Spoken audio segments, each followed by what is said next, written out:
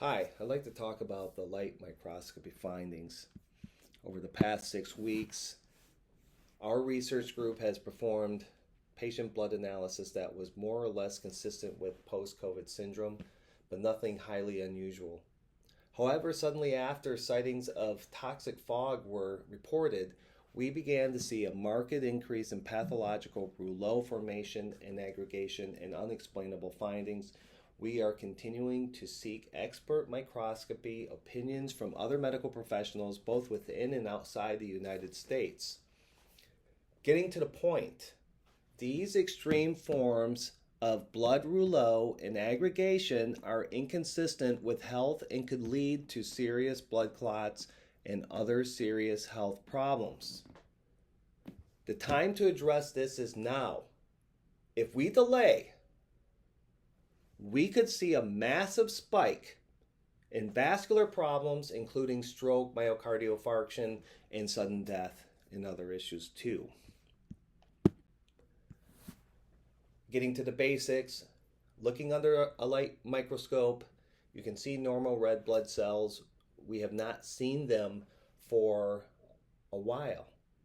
Okay, unless we do a treatment, we will start to see normal blood cells. But in general, anybody who comes in to see us, they will have abnormal blood.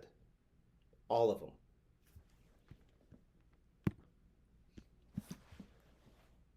And it's because of this concept of light emitting nanoparticles, or the green flecks, that we were starting to see more and more that have now been mentioned in the mainstream media reporting on multiple events involving toxic fog.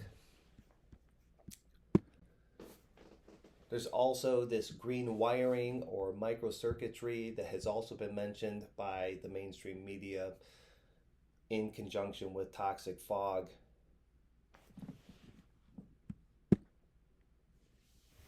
And now we get to the reality of the situation is that this nanotechnology is self-assembling and is very sophisticated.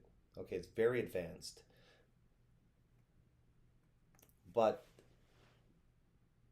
for our purposes, we're going to talk about the effects on the blood because that's really the most important thing. That's the most urgent thing because people can have a blood clot anytime, anywhere, and it can be catastrophic. Stroke, heart attack, sudden death. We see here in this slide, there is direct destruction, or at least it appears to be direct red blood cell destruction, and right next to them are the light emitting nanoparticles and nanocircuitry.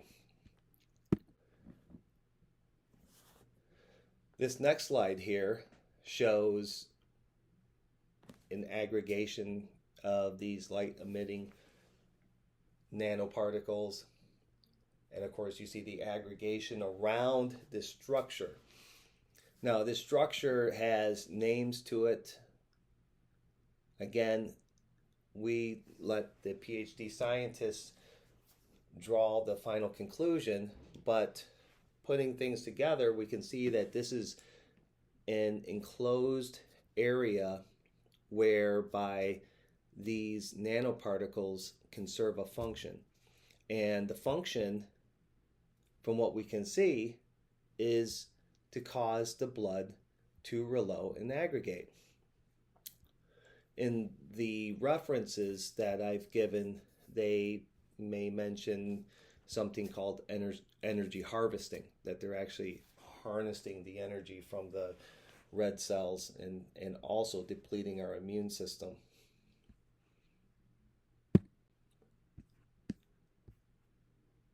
Here's another picture. This is a larger site with more of these light emitting nanoparticles, and you can see surrounding them are the red cells, tiny, that are clumped together, that are almost like magnetically attracted to the wall of this protective unit.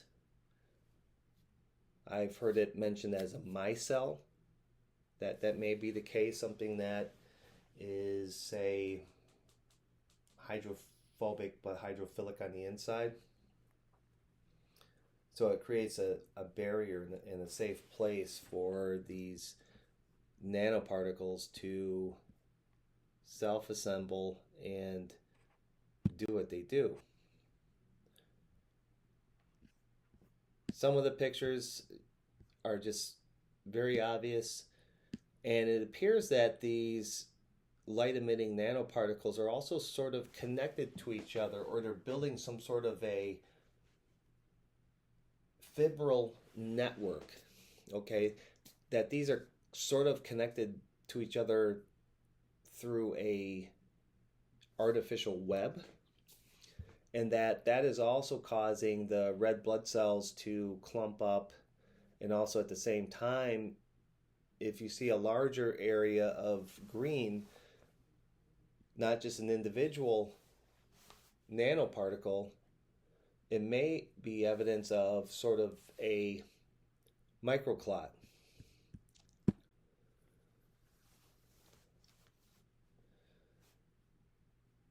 Well, it gets more interesting when not only do we see the blood rouleauing, but we see the light emitting nanoparticles that sort of swarm together.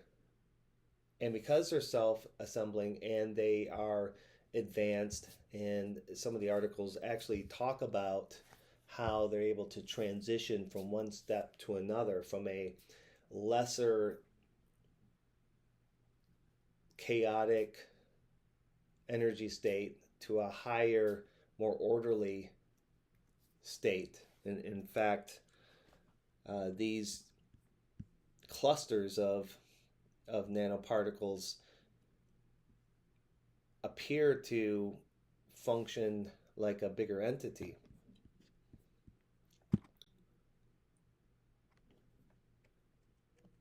Red blood cells with severe oxidative stress. Now, the tip-off here is what I call the chocolate chip cookie appearance, and it may be from the severe oxidative stress, or they are infected by the nanoparticles that cause them to push the hemoglobin to the outside of the cell in order to maintain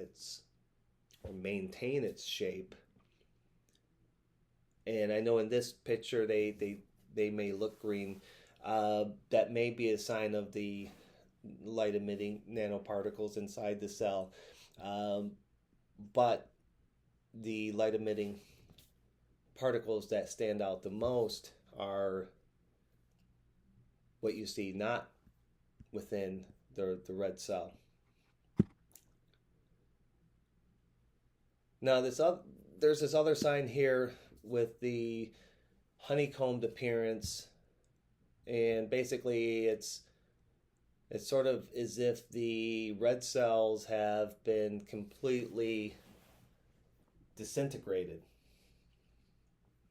Some of the literature that I read, and especially the book, mentions it, that somehow becomes part of the rubbery clot that people are having. So the red cell isn't completely gone, just everything except for part of the cell walls, which can apparently mesh together, and that creates a very rubbery part of the overall rubbery clot that people have been presenting with.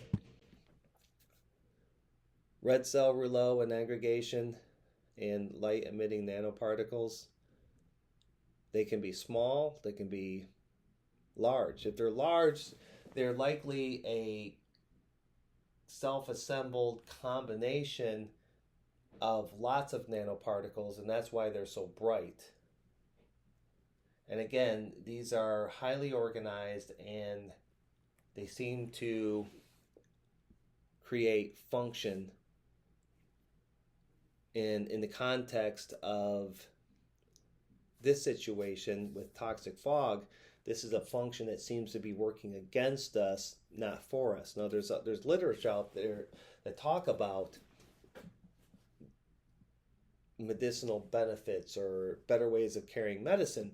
But in this context, we're seeing it in a not good situation. People are not feeling better, they're feeling worse. They don't know what's going on. And when we see their blood, it becomes clear that they simply are not oxygenating the way that they could because their blood is all bound up.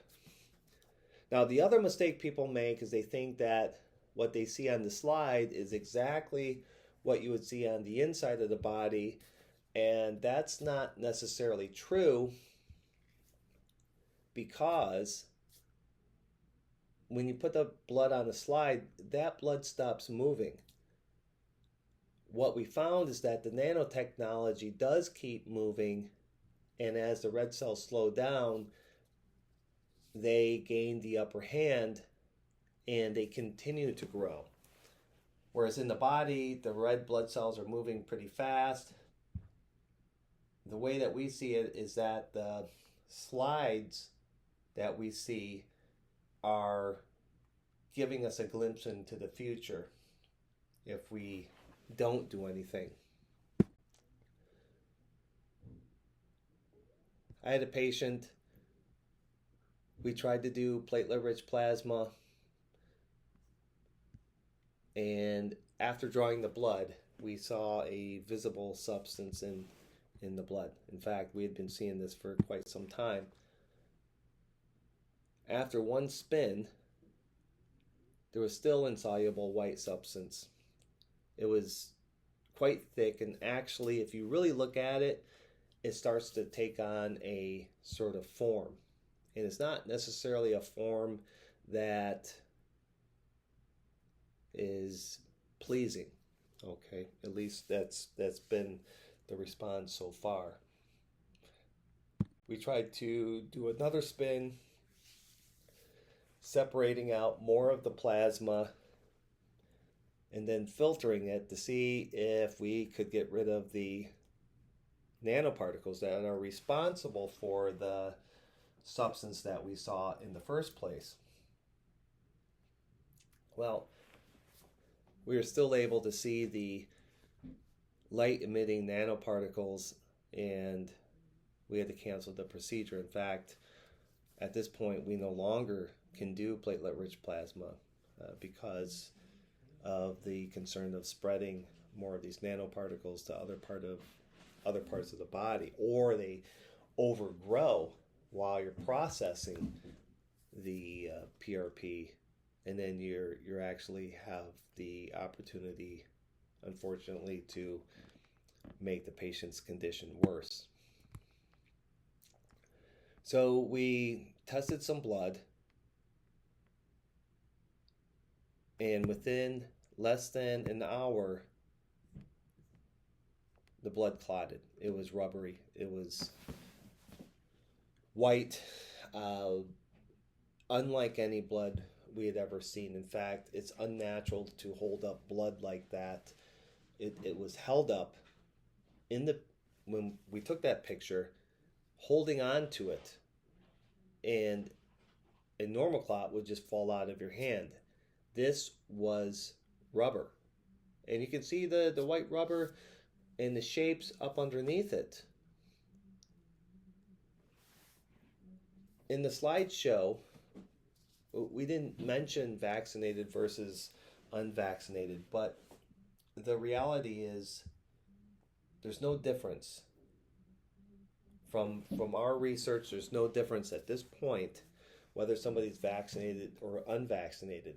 And then the question is it because of this toxic fog? Are these nanoparticles in the toxic fog? And that we breathe them in, and they go directly into our bloodstream, and they self-assemble. They self-assemble for what purpose?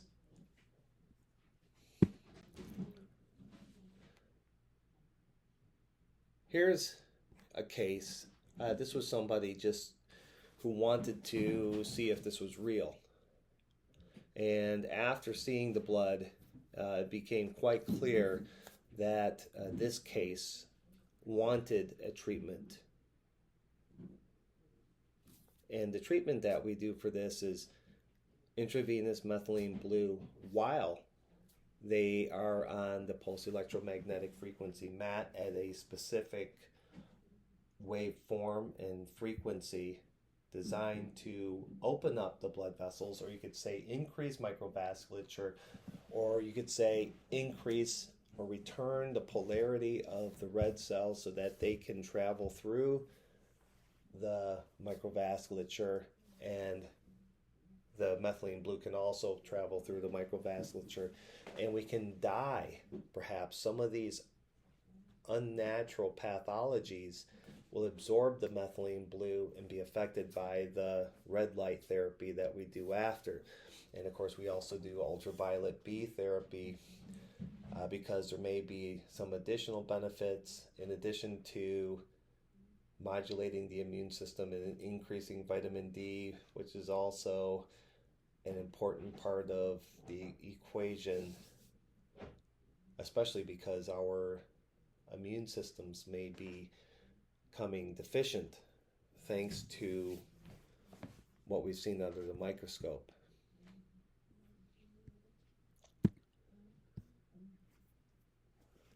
The great thing is that 15 minutes after the treatment, there was a marked decrease in rouleau and aggregation. You could see clearly that the oxidative stress, well, there's actually some oxidative stress, and that's to be expected because there's an oxidative burst from this treatment with a payoff that comes later.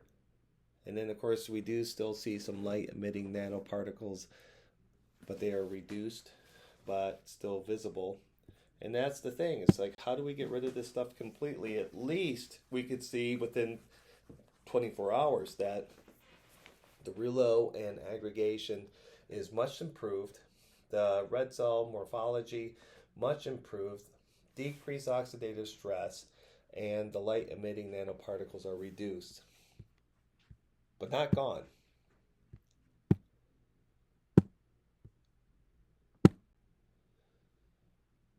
Our light microscopy protocol. This is really simple, and I think, well, we think that most doctors need to learn this. In fact, they should have learned it. It's really easy, especially if you have a camera adapter connected to the computer screen to improve visualization. Washing the slide cover slip with water and lens cleaner before you use basic stuff. Using a fingertip cleaned and an alcohol pad before using a insulin lancet, or basically how they used to check the glucose. Really simple, very comfortable, and all you need is a little bit of blood. We start at a lower magnification and increase to a higher magnification. So, first find the cells, and then if you see something, then you can zoom in. And the camera helps because the camera also gives you another 100 times, or 10 times, I should say, of magnification. So if you have 100 times magnification from the microscope, then you can go up to 1,000 times total magnification. And you can see so many things.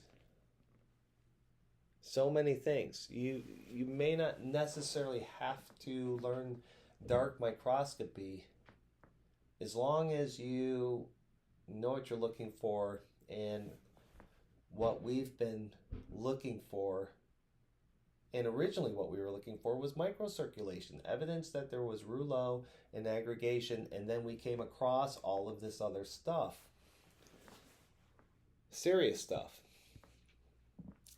Because this serious stuff, these nanoparticles seem to be blowing around everywhere because we were finding it contaminating our original samples. That's why we were so diligent with our cleaning.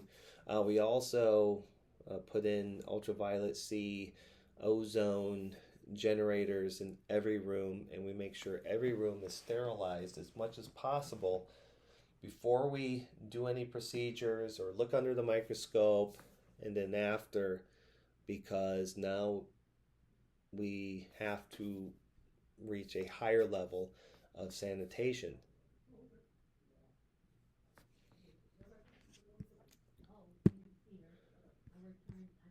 Now, for final comments, all images are real. They're all real. This is not made up. For some people, this is going to be a hard pill to swallow. According to the references listed in the end, the nanotechnology we are seeing is self-assembling. Now, the question I ask you is, when does the assembly process stop? And I would also ask yourself, did you see structures that were large and that might be difficult for the immune system to handle on its own?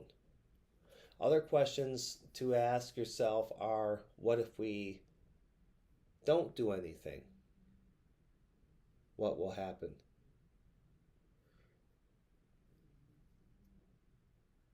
We don't have all the answers. We are trying to learn, and we're trying to reach out and find out how we can receive more answers from other medical practitioners and scientists that have been working with this issue for a longer time. Perhaps they came across it and understood it sooner. I'm here to say we need to do something. And we need to do something soon. If you look at the final result here, this is the latest finding. If you look at that micrograph, look at that picture. That picture is unlike anything I've ever seen. It looks like those red cells are undergoing a war.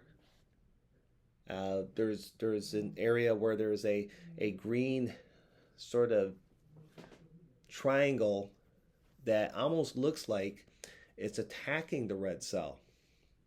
Other red cells look like they're being attacked. They look malformed. They look stressed. There's debris. What is going on?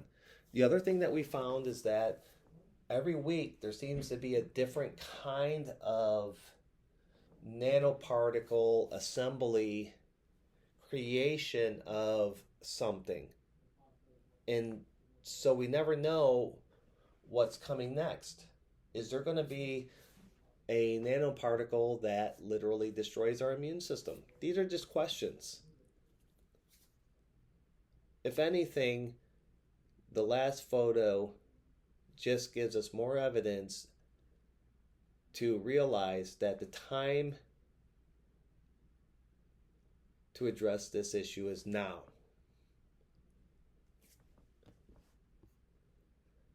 I'll just make a comment on the reference